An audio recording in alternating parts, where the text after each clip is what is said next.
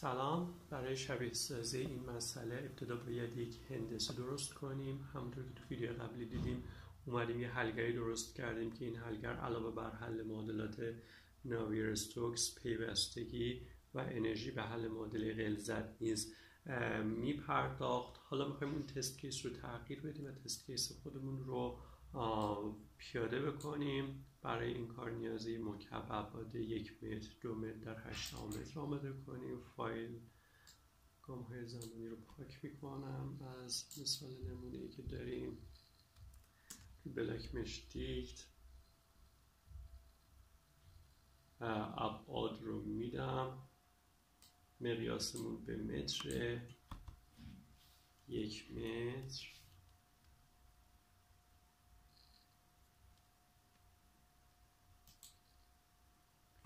دو متر، 2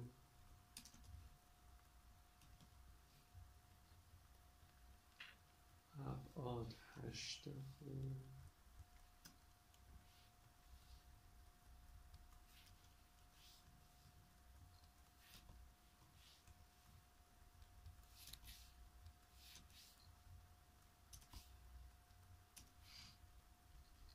ذخیره میکنم. 20 در 8 در 10 متر، 20 در 8 در 10 تقسیم بندی میکنم، نامگذاری میکنم.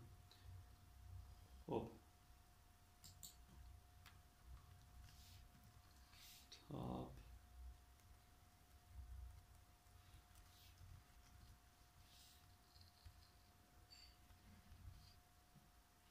که به این ترتیب نقطه 0 1 2 3 4 5 6 و 7 بوده. بنابراین نقطه 1 5 4 0 صفحه پایینی میشه، 3 7 6 2 صفحه بالایی میشه. بقیه فیکس والز های ما میشن که از نوع وال هستش. تاپ از نوع پچ هستش. تاپ از نوع پچ هستش. بقیه از نوع دیوار هستند.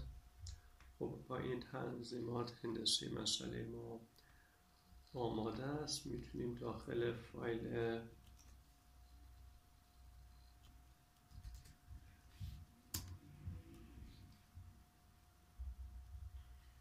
اسمش هم من تغییر بدم، تانک میکنم اسمش رو.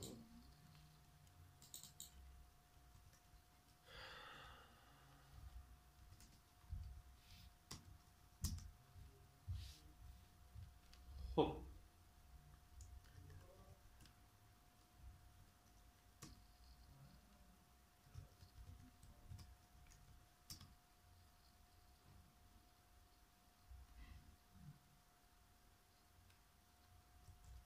پارافون رو میزنم.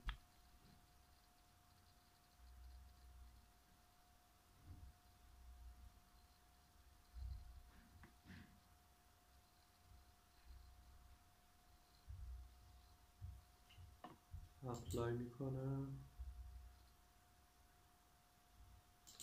شرط مرزی ها رو درست نکردم، بنابراین باید قبل از اینکه اپلای کنم اون رو از حالت انتخاب خارج کنم. این هندسه مسئله من میشه. من محل ورود رو توسط در واقع شرط مرزی به مسئله اعمال میکنم و داخل هندسه ندیدم. خب حالا باید شرط مرزی کار رو درست بکنم.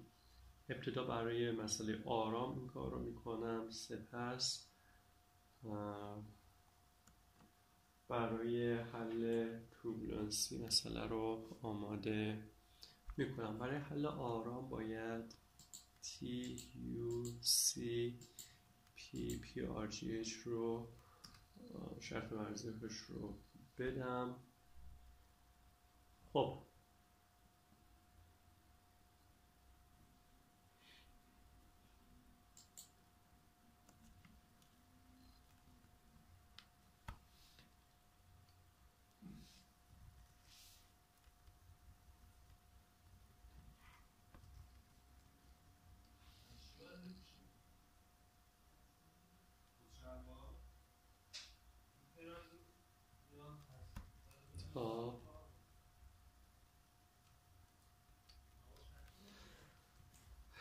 باتم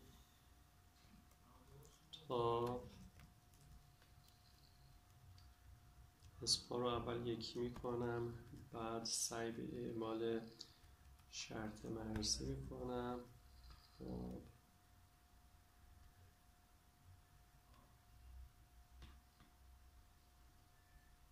یو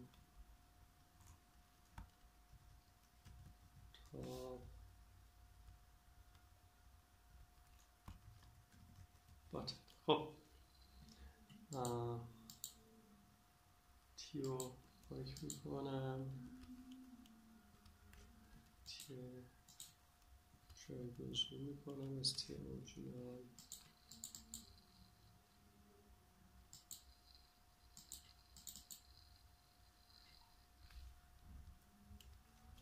تاپ و باتم که باتم رو هم زیرو گرادیانت بذارم.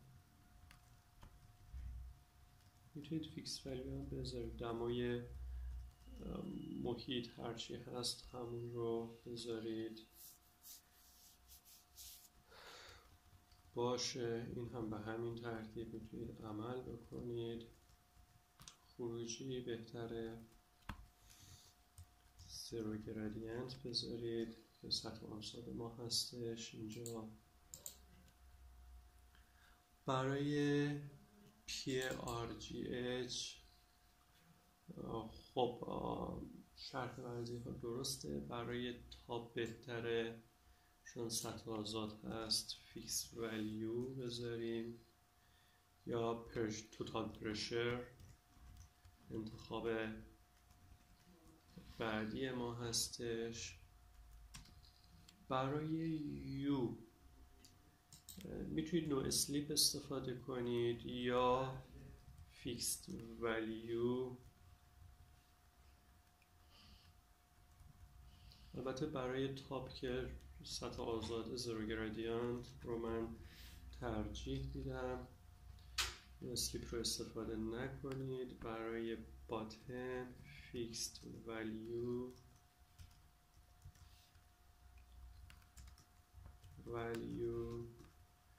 یونیفورم صفر رو بذارید و برای باتم هم به همچنین فیکس ولیو یونیفورم صفر و نو اسلیپ یکی، هیچ تفاوتی با هم نداره. فقط نو اسلیپ تو ورژن های پایین تر نمیشناسه ولی فیکس ولیو تو همه ورژن ها شناسایی میشه. خب به این ترتیب شرط مرزی ها تقریبا آماده است. فقط باید در واقع توی بخشی از دیوار بگیم که دبی داره وارد میشه یا سرعت داره با زاویه 60 درجه وارد میشه. این رو میتونیم از طریق به جایی که فیکس وال رو به این صورت تعریف بکنیم، من میتونم یه تغییر کوچیکی به مسئله‌مون بدم تا بتونیم راحت تر اعمال بکنیم. اسم مرز رو جدا میکنم، مرزی که داخلش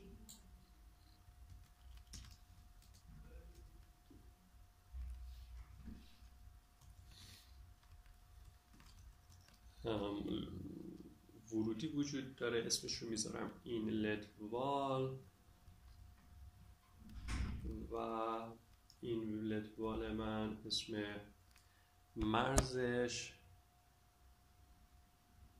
0.3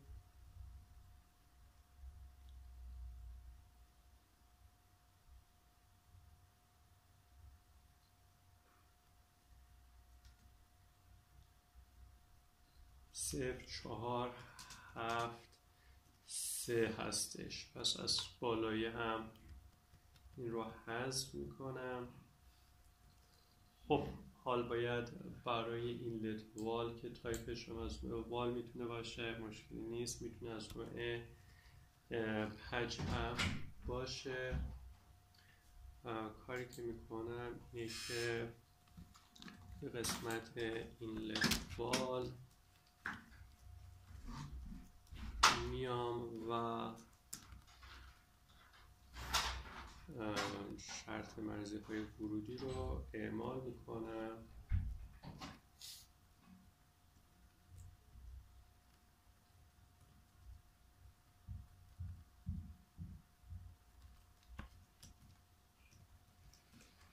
برای اعمال شرط مرزی ورودی اگر بخوام شرط مرزی غیر یک نواخت بدم، همچون که دیدید من نیومدم داخل هندسه توی دیوار بخش اینلت رو مجزا بکنم، کلش رو اینلت وال در نظر گرفتم. بنابراین توی گروه بی سی توی اون مرز باید مشخص کنم یه جاهای سرعت ورودی داریم، یه جاهای دیواره و سرعت صفره، یعنی من یک مرز غیر یک نواخت دارم. این رو با گروه بی سی میتونم اعمال بکنم.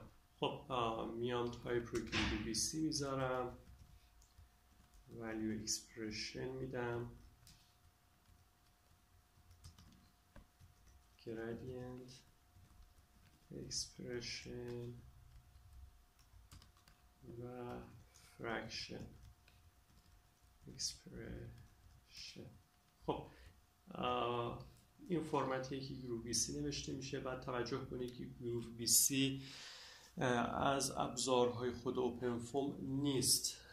هنگامی که شما بسته استاک فور فرم رو نصب میکنید میتونید از گروه بی سی استفاده بکنید. خب مقدار رو 1 میذارم. وقتی 1 میذارم یعنی value expression رو میخونه دیگه. gradient expression مقدارش اهمیت نداره، با این وجود gradient expression رو 0 میذارم.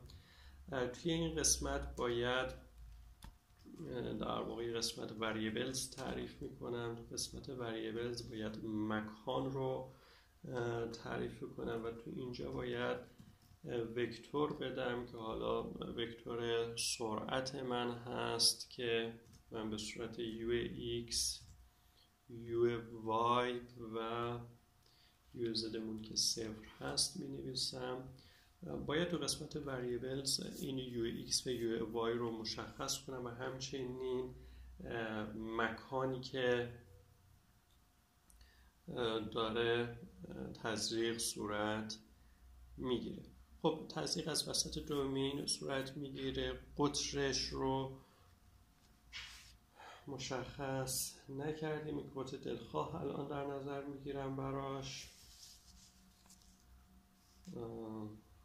خب برای یک شکل دایره‌ای اگر بخوایم بنویسیم، خب اینو میذارم x رفرنس، فرض کنید 0 y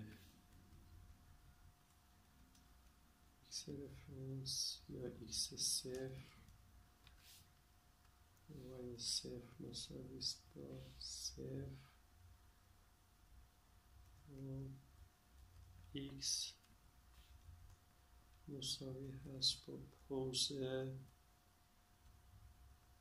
پوز پوزیشن فیس سنتر ها رو داخل صفحه برمیگردونه. y مساوی هست با پوز y و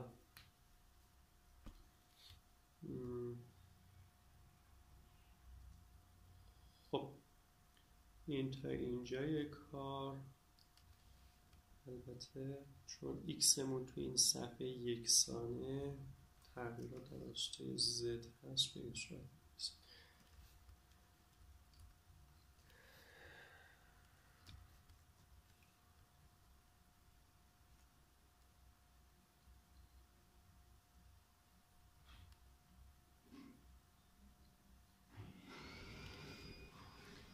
خب اینجا باید به این صورت عمل کنیم.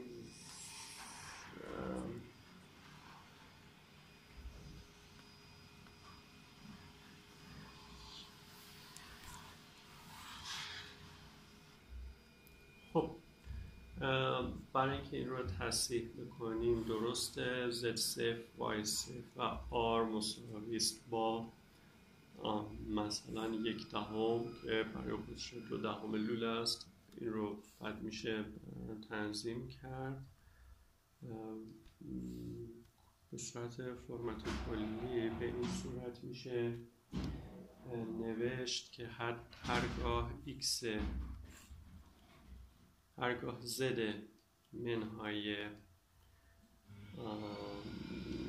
z0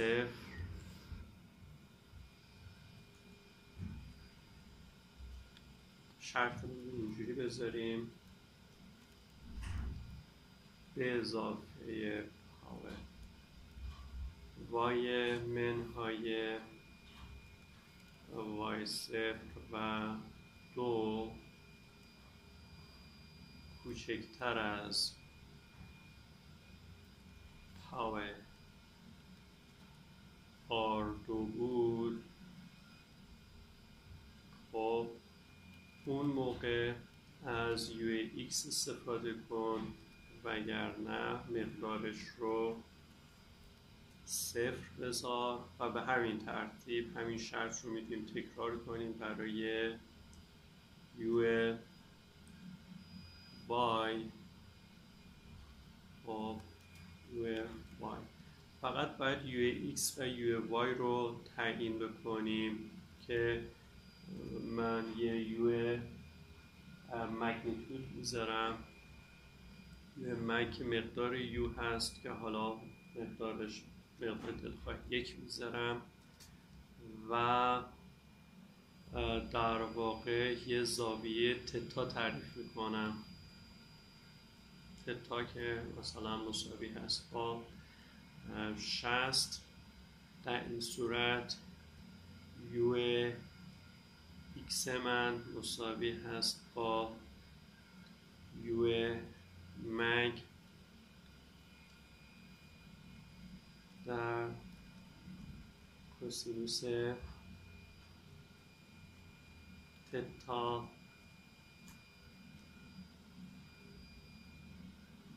و U Y من مساوی هست با U مگ ضرب در سینوس تتا، که از اونجایی که فکر میکنم تتا به رادیان میگیره شما باید این رو تبدیل بکنید، یعنی ضرب در 2 ضرب در پی تقسیم بر ضرب در پی تقسیم بر 180ش بکنید تا تبدیل به رادیان بشه که اینجا بتونید حساب بکنید. به این ترتیب UX و UY هم مقدارش داده میشه داخل اون دایره‌ای که تعیین کردیم که ورودیمون هست به شعاع 1/10 متر و که در نقطه 0 و 0 واقع شده که نقطه صحیحش اگر وسط دومین در نظر بگیریم باید Z نیم و Y0 هم 5/100 در نظر بگیریم. خب به این ترتیب میشه ورودی سرعت ما. خب همین حرکت رو میتونیم برای دما و غلظت هم تکرار کنیم. اگر غلظت مشخصی توی ورودی داریم باید این رو به همین صورت واردش کنیم. خب دما توی یو اینلت وال رو من این رو میگیرم.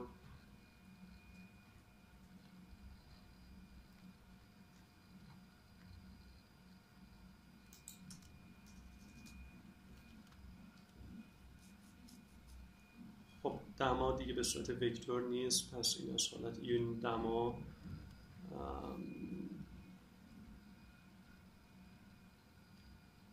این از حالت وکتور بودن در میاد. این مقدار اسکالر مثلا 300 بهش میدیم. گرادینت با فراکشن اکسپرشن 1 بر حسب دمای ورودی. موادیر درسته، فقط این موارد پاک میشه، به جاش تی اینلت خواهید داشت و که اینجا مثلا 350 میزنید متفاوت باشه و تی وال که مثلا میتونه همون 300 باشه که شرایط مرزی همونه، فقط اینجا اگر داخل این از ورودی بود تی اینلت رو بذار، روی دیوار بود تی وال رو بذار و وکتور هم از حالت انتخاب خارج میشه.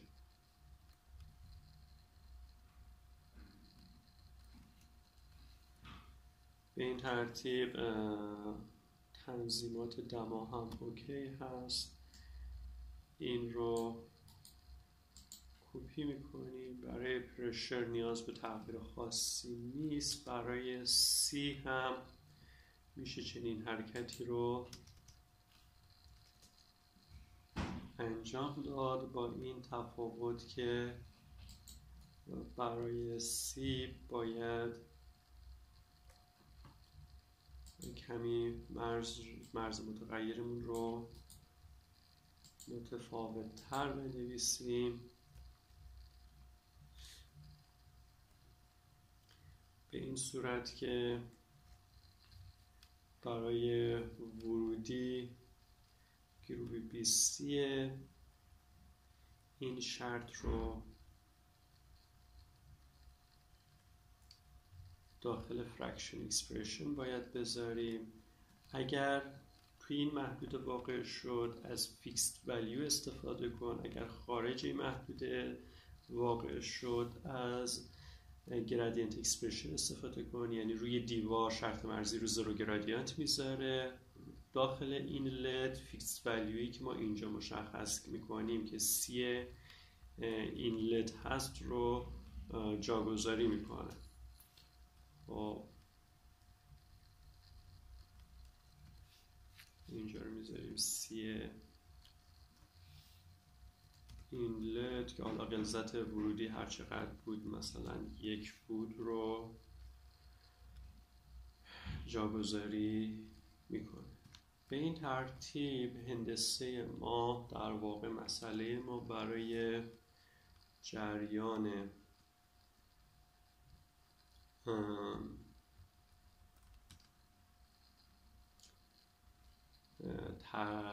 رقیق کردن آب نمک تکمیل میشه و شما میتونید مسئله رو ران بگیرید.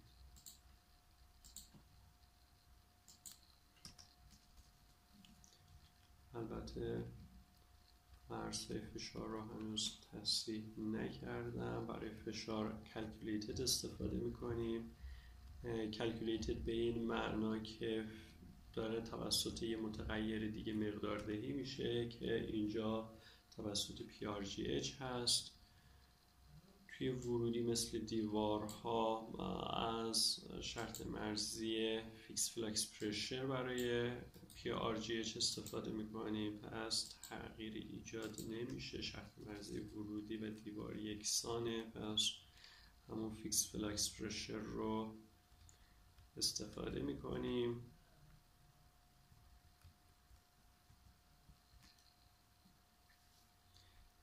به این ترتیب مسئله‌مون آماده است. فقط آلفا تی میمونه که این هم فکر کنم نیاز باشه برای شبیه سی. اسم حلگرمون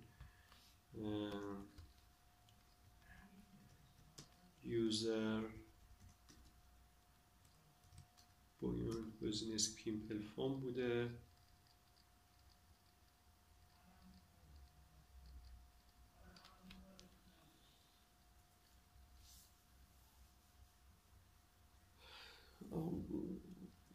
من فراموش کردم که این حالت توربولانسیش رو آف نکردم. در واقع مدل توربولانسی که ابتدای کار میخوایم لامینار هستش.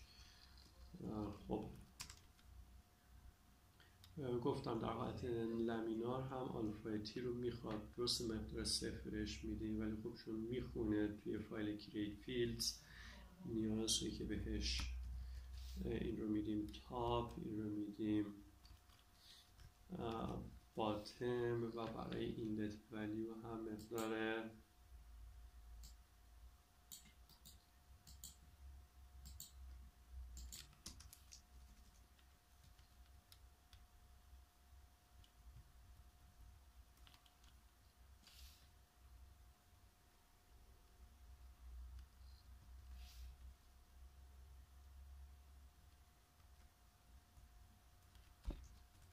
زیرو گرادینت رو میدید یا فیکس ولیوتون رو بشه فیکس ولیو یونیفورم صفر رو اعمال میکنید و مسئله مشکلی که گرفته به تاپ درسته، چون زمانی میتونید شما تاپ دیواره رو استفاده بکنید که مرزتون از نوع وال باشه، تاپ از نوع وال نیست، خروجی مسئله ماست، پس زیرو گرادینت میذاریم، وال فانکشن نیازی نیست بهش داده بشه. روی دیواره های ثابت و دیواره های پایین از وال فانکشن استفاده کردیم. خب مسئله شروع به حل کردن میکنه.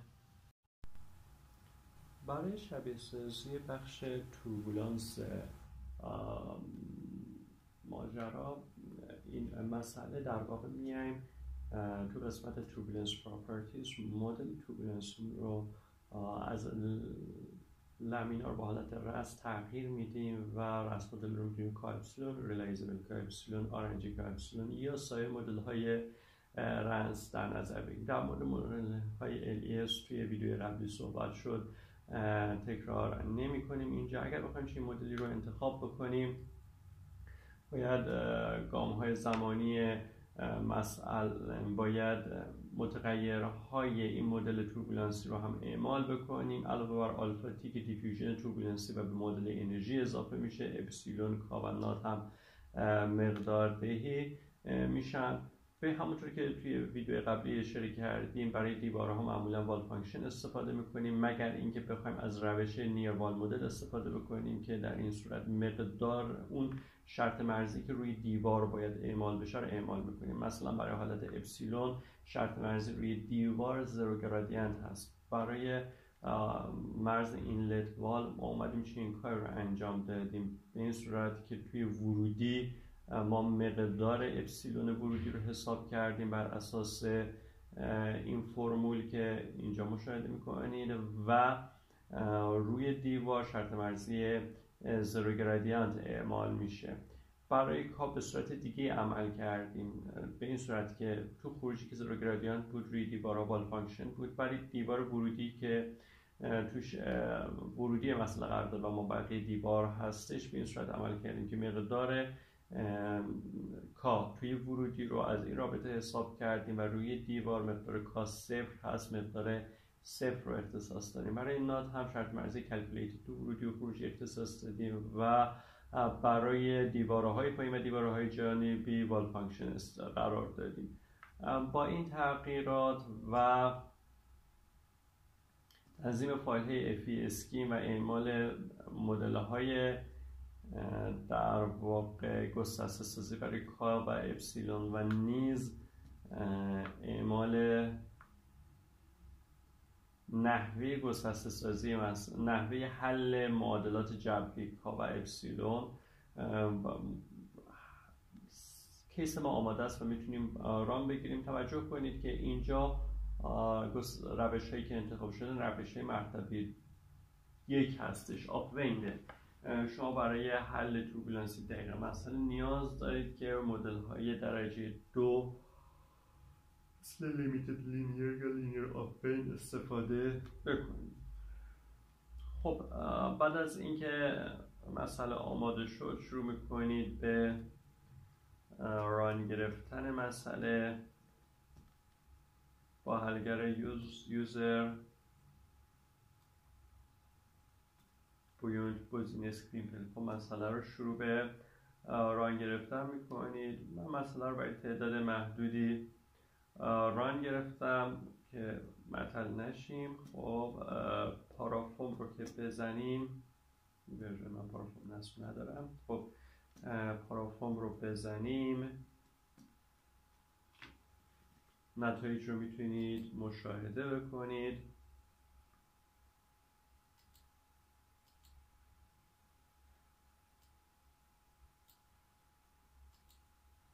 کلیک بکنید، صفحه وسط رو انتخاب بکنید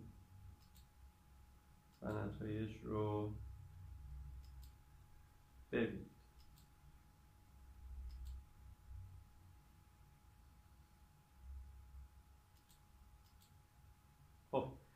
پروفیل سرعتمون که سرعت فقط به سمت بالا رفته. چنین پروفیل رو میبینید. بقیه چیزها در واقع کار با ابزارهای پست پروسسینگ هستش. میتونید مقدار سرعت رو روی یک خط یا روی یک ناحیه بگیرید. اگر بخوام کمی درباره این موضوع صحبت کنم، شما اگر بخواید در واقع مقادیر روی یک خط رو ببینید، کافیه که از فیلتر پلات اوورلاین استفاده بکنید. به این صورت میتونید نتایج خروجی رو روی یک خط بگیرید. الان نقطمون بین این خط و این خط هست. اگر اپلای کنیم به شما پروفایل های سرعت و فشار رو به عنوان خروجی میده که حالا تعیین نقاط با خودتون از این پروفیل سرعت هست که میتونید انتخاب بکنید UX، UY، UX رو ببینید. همچنین میتونید این داده رو به صورت فایل در واقع با فرمت CSV ذخیره کنید و توی نرم افزارهای دیگه مثل اکسل، مطلب یا تیکبلا داده ها رو مجددا رسم بکنید.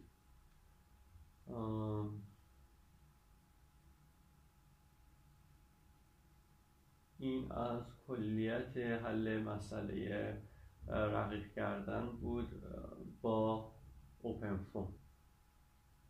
اگر هم سوالی بود که میتونید از طریق تلگرام یا جیمیل از من بپرسید.